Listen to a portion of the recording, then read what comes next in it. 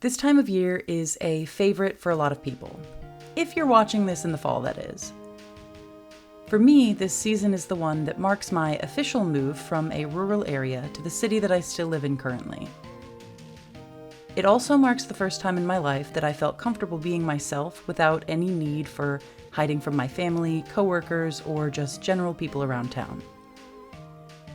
There is a lot to love about the fall. The horror movies, the haunted hayrides, and of course the video games. I spent years trying to experience as many horror games as I could. I loved them so much and I just wanted to find the perfect one. The one that felt true to me personally, not just something that made me afraid of the dark.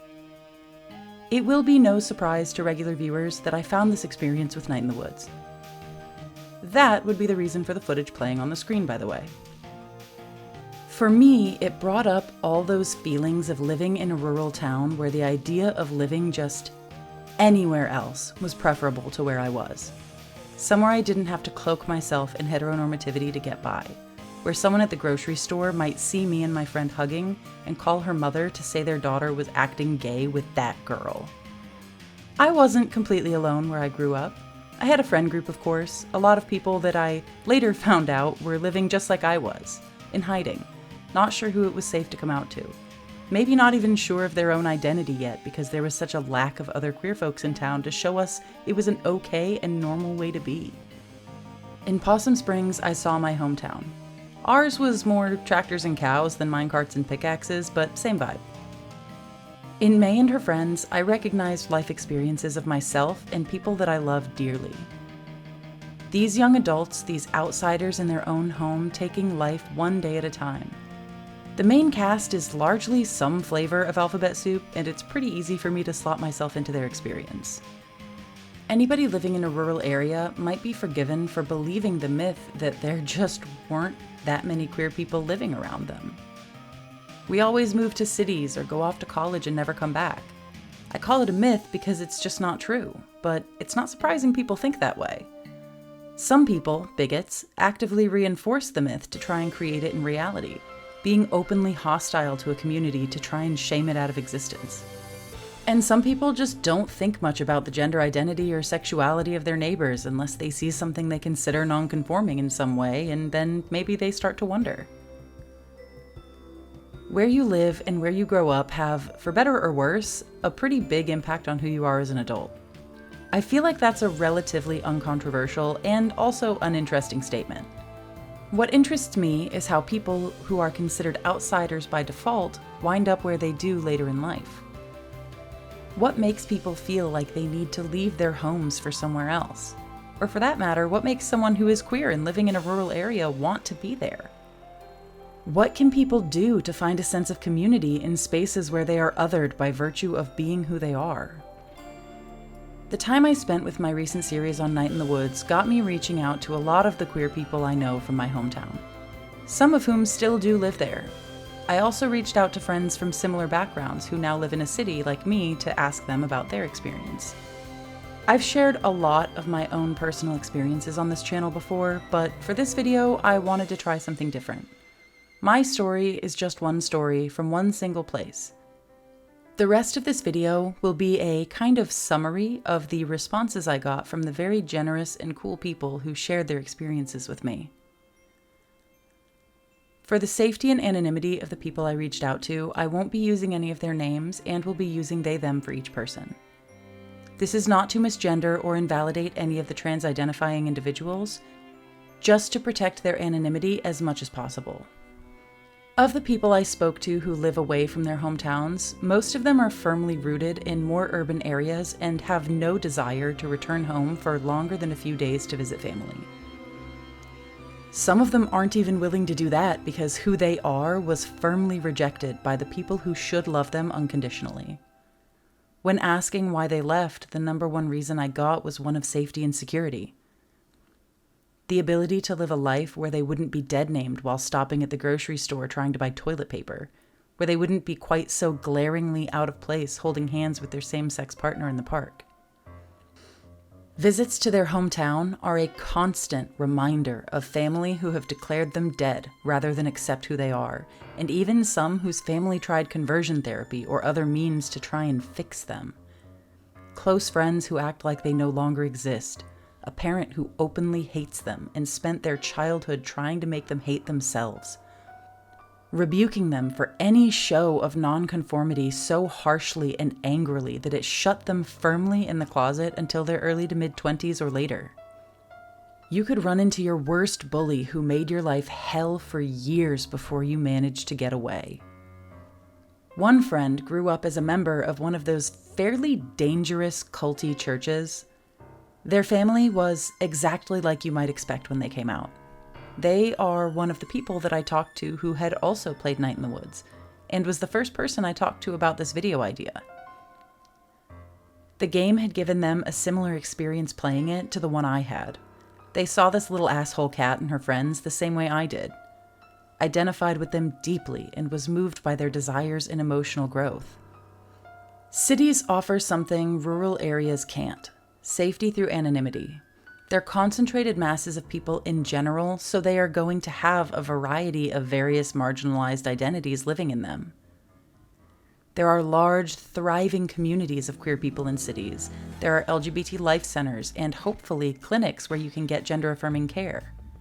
So in some ways, you're spoiled for choice when finding something to do or somewhere to go where you'll feel more safe. Less like an outsider who isn't wanted there, and more like a part of an actual community. It's important to keep in mind that though queer people can find more opportunities for community in cities, those cities being safe havens for queer folk is at least partially a myth. There are plenty of homophobes, transphobes, and every other kind of phobe in cities. Living in an urban area doesn't necessarily cure a bigot. For some, the close proximity to the kinds of people they hate can deepen their hatred because they actually see them more often in their day-to-day lives. They can't ignore our existence when they drive past a restaurant draped in rainbows and hosting drag shows all through the year. Most of the folks I talked to with this experience of moving to and staying in a city expressed a happiness with where they are. But there was also a lot of sadness. Sadness at the experience they don't really get to have going home for the holidays to happy homes full of loving relatives. Arguing with your bigoted uncle at the dinner table on Thanksgiving could wind up with threats of or acting out of violence against you. But above all was sadness that they don't feel they'd have the right support in place to be safe returning home and living openly. Though some aren't able to or don't feel safe returning to where they grew up, others never left. Why stay in a place where you are an outsider? One major reason I heard was because of a strong desire to change the status quo. To be that queer elder for other kids exactly like them who don't have any adults in their life that understand what they're going through. To face the bigotry head on and challenge it. However, there was no single answer to this question that I got more than others, like there was with people leaving and not coming back. Some folks stayed because they had to, be it financially or through family obligations. Some stayed because they didn't want to be chased out of a place that is as much their home as it is the cis-heterosexual couple next door. Some stayed to take over a family business or run their own farm. Some just plain and simple love living in the country, just like some people prefer the variety and fast-paced lifestyle of cities. Country life isn't just for the heteros. Everything that draws people to country living is just as true for queer folks as it is for everyone else. The perception of a more real and grounded life, being closer to the land and nature, knowing your neighbors on a first-name basis, and visible stars at night. Staying in or moving to a rural area as a queer person doesn't have to be about wanting to tear down the status quo and force a social change. Though that does sometimes wind up happening as a byproduct. The old lady next door might have a bit of difficulty accepting your rainbow flag at first, but she may come around after getting to know you and realize she spent her whole life with a very bigoted belief. Some folks I spoke with had supportive families who joked about knowing since they were really little when they finally came out. Some even had families that cut off relatives who weren't supportive. One person I spoke with had a very religious family, and their immediate relatives all changed to a different, more queer-friendly church when their pastor started up with all the anti-LGBT rhetoric that's gotten so much worse in recent years. There is the cultural myth that poses cities as these glorious safe havens for queer people where they will be totally and completely accepted and everything will get better just as soon as they move to one. The other side of that myth is that rural areas are filled with nothing but backward-thinking bigots who would hate crime you every time you stepped out of your door. If that were true, all of these wonderful people who have told me their stories wouldn't exist. Just considering people I went to high school with, there are dozens that are part of the alphabet mafia and identify with any and all points on the spectrum of gender and sexuality. The coolest part of the responses I got to my questions were the ways people living in rural areas try to form a visible queer community. A way to signal others like them that they aren't alone. They don't have to drive an hour to the nearest big city or a half hour to a college town to find other people who share their experiences and make them feel safe. My favorite example was a person I went to school with who does a yearly gay ride. They hook up a hay wagon to their truck, hang rainbow flags from it, and drive around country roads blasting gay icon music with the load of fruits riding in the back. Over time, it's become an important event to people just like us who live out in the sticks. They can get together and unmask for a day and just have fun.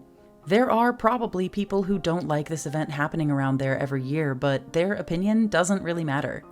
It brings a sense of community to people who have precious little of it in person in their daily lives. There were a lot more stories like this one than I expected. I think the most enlightening thing I learned in talking to people about this project was to curb my own preconceived notions when going into a topic. I had a specific idea of what life was like for folks who stayed rural or left for college or something, then moved back.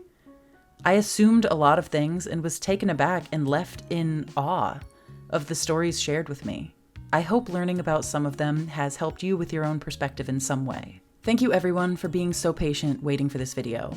I've had a lot of massive life changes in the last couple months since my last video, ranging from my editing PC melting down to a hectic and emotionally draining move. I've spent a lot of this time talking to a lot of different people. If I could and make it a coherent video, I would just repeat word for word everything told to me because of how powerful and moving it all was. I don't want to leave anything out. Every single one of these experiences is important. They are someone's life. So thank you, all of you who spent time with me or took the time to write something for me to read. Thank you even to the folks who couldn't but were supportive of this project. And thank you to every single one of you viewers who leave comments about your own lives and experiences. I'm a small enough channel that I read all my comments, even if it takes me a while to get to them. Thank you especially to my patrons. Your generosity and patience keep me going on the hardest days. If you'd like to support me on Patreon, you can go to patreon.com/writingwomen and join for as little as $2 a month. A rough cut of this video is going to be up a few days early on Patreon. I'd love to do this more full-time, and every supporter brings me closer to that reality. I'll leave a link in the description if you are interested in supporting. See you next time!